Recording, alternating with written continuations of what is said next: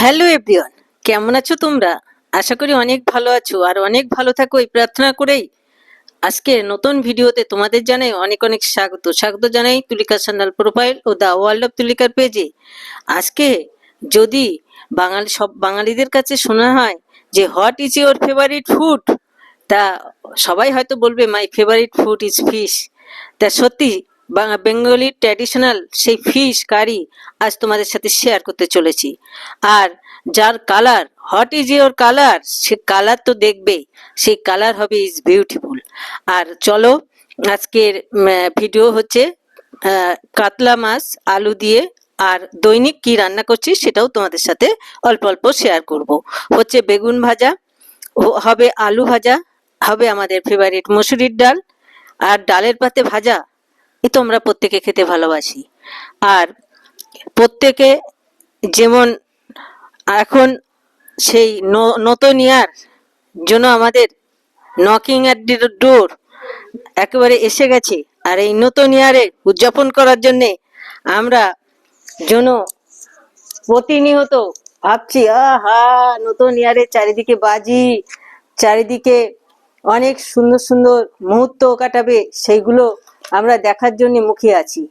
আর প্রত্যেকের বলবো, সবাই নতুন ইয়ার সুন্দরভাবে উদযাপন করো। আর এবার হচ্ছে মুসুরির ডাল, আর মুসুরির ডাল বলো, মুসুরির ডালের সাথে বেগুন ভাজা আর আলু ভাজা, হট এ কম্বিনেশন।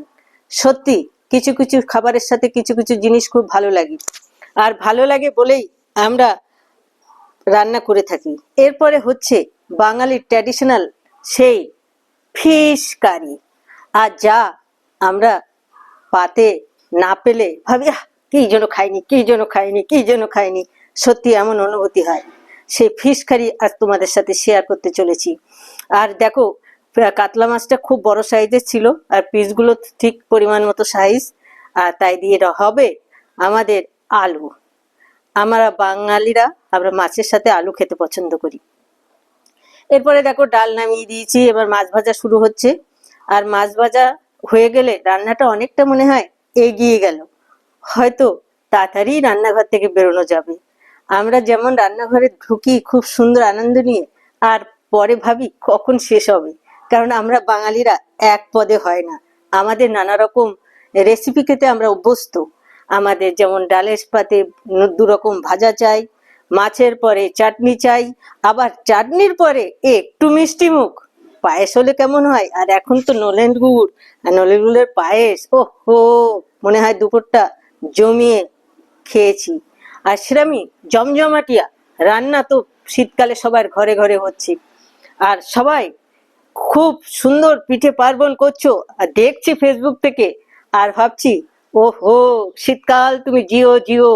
আর এসো বারে বার, আমরা প্রতীক্ষায় থাকবো সেই ঠান্ডায় চাদর গায়ে দিয়ে সেই পিঠে পায়েস পুলি খাবো, আর তোমাদের সেই শীতকালের মজা আমরা উপভোগ করব। শীতকাল সত্যি যেমনি ঠান্ডা, আর তেমনি মজার মজার খাবার। তাই শীতকালটা সুন্দরভাবে উপভোগ করো। যে কোনো সিজন আমরা সুন্দরভাবে উপভোগ করি। শীতকাল আমরা যেমন বেড়াতে যাই, ঘুরতে যাই, পাহাড়ে যাই, সমুদ্রে যাই।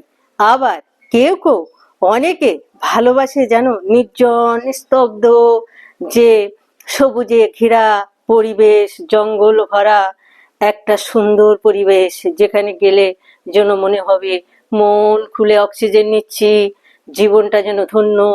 আর এরমই আমরা ডেস্টিনেশন চয়েস করে শীতকালে বেড়াতে যাওয়ার জন্য পাহাড় যাই, জঙ্গল যাই, আর সমুদ্রে যাই। সবই হয়ে ওঠে আমাদের অনেক ফেভারিট। আর দেখো মাছের ঝোল, গল্পে গল্পে মাছের ঝোল কিন্তু হয়ে গেছে। হট এ কম্বিনেশন, আলু মাছ, এ তো সুন্দর লাগে খেতে। আর দেখো মাছের ঝোল হয়ে গেল, এবার আমি নামিয়ে নেবো। ফিনিশিং করার জন্য সামান্য ধনেপাতা উপরে দেব। এখন যেহেতু উইন্টার সিজন, ধনেপাতা অ্যাভেলেবেল, তাই ধনেপাতা না হলে কোনো সবজিতে যেন চলে না। আর ধনেপাতার স্বাস্থ্যগুণ আমরা অনেক, ধনেপাতার আমরা এখন শীতকালে ধনেপাতার বড়া খাই, ধনেপাতার চাটনি খাই।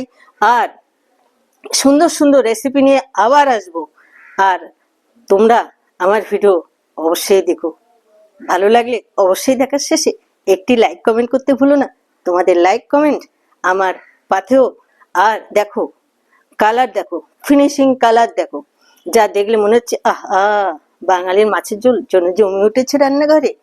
তাই পরিশেষে যা বলি, তোমরা অনেক ভালো থেকো, সুন্দর থেকো, সুস্থ থেকো, আমার ভিডিও দেখতে থেকো, আমার সাথে যুক্ত থেকো। দেখা হচ্ছে পরবর্তী নতুন কিছুর সাথে নতুন ভাবে। Thank you for watching. Tata.